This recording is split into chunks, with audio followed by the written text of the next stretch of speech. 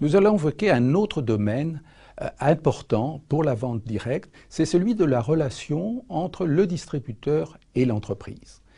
Cette relation entre une personne qui est indépendante et l'entreprise était relativement nouvelle dans notre profession et elle a jugé utile de définir un certain nombre de règles qui fixent ces conditions de relation. Et cela s'est traduit par un code de conduite qui est effectivement publié par la Fédération de la vente directe et appliqué par l'ensemble des entreprises qui sont membres de cette fédération. Rappelons les conditions essentielles. La première condition, c'est qu'à l'occasion des réunions, des informations que vous avez recueillies pour rejoindre cette entreprise, les informations qui vous ont été communiquées étaient sincères, sérieuses, appuyées sur des faits réels. La deuxième condition, c'est qu'au titre des conditions de rémunération, les informations qui, là aussi, vous ont été communiquées s'appuyaient sur des faits réels, étaient sérieuses et pouvaient être vérifiées.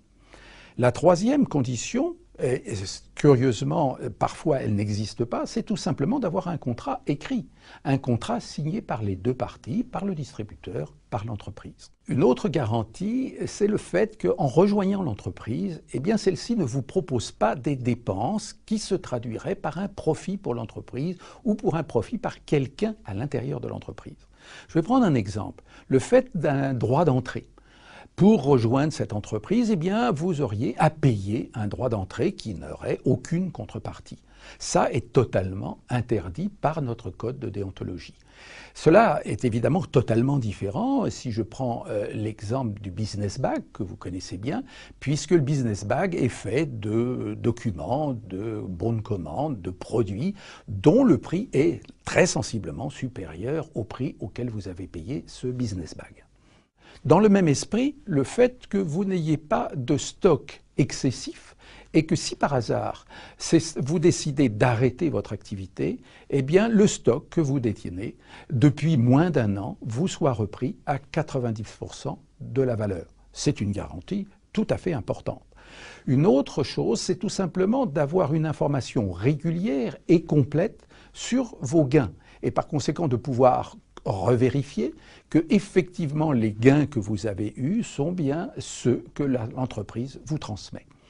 Enfin, je citerai un dernier aspect qui est très important, c'est tout simplement que vous ayez de la formation.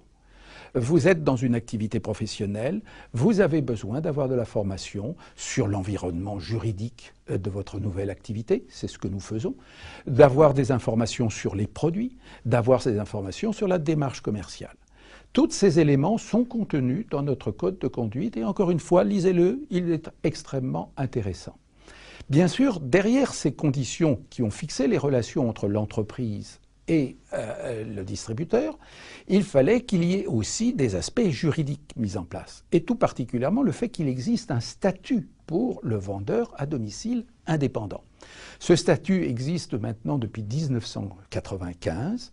Il a été mis en place et il est présent dans le Code du commerce, à côté du statut du commerçant, à côté du statut de l'agent commercial. Et par conséquent, c'est un statut professionnel totalement établi et adapté à notre profession. Pour simplifier, il marque le fait que le distributeur est indépendant et néanmoins, il est associé au régime général de la sécurité sociale, ce qui veut dire que c'est l'entreprise qui verse les cotisations et qui ensuite garde à sa charge les 2 tiers, un tiers étant à la charge du distributeur. Voilà une première règle juridique essentielle car ça a permis à notre profession d'avoir un statut adapté à notre métier. L'autre aspect est ce qu'on appelle les interdictions pyramidales. Puisque les distributeurs sont indépendants, il pouvait y avoir de la part des entreprises des pratiques qui étaient condamnables et c'est ce qu'on appelle les systèmes pyramidaux. Et ce que nous avons proposé à l'État, c'était déjà dans notre code de déontologie. Et donc les 2 règles essentielles que l'on trouve aujourd'hui dans le code de la consommation, c'est d'abord la garantie de reprise à 90% des stocks, ce que est dans notre code, pratiquement dans les mêmes termes. Et puis le fait, là aussi, que vous n'ayez pas de dépenses qui se traduisent par un profit dans l'entreprise ou par une personne à l'intérieur de l'entreprise sous des prétextes les plus divers. Voilà par conséquent cet environnement juridique qui nous a d'ailleurs permis d'avoir à partir de là une industrie saine, des entreprises qui se développent dans des conditions qu'elles connaissent parfaitement et par conséquent, effectivement, ça a participé à l'essor actuel de notre profession. Au travers donc de ces deux lois bien particulières à notre profession, le statut professionnel du distributeur, les règles qui interdisent de profiter de l'aspect indépendant du distributeur, eh bien, notre profession est maintenant une véritable métier. Vous avez une activité professionnelle et vous avez tous les éléments pour vous garantir sur l'avenir de cette profession. Et donc, vous pouvez vous engager à consacrer du temps, de l'énergie, vos efforts pour effectivement acquérir une compétence professionnelle et une capacité d'avoir une indépendance financière. Je vous souhaite par conséquent beaucoup de succès dans cette nouvelle profession.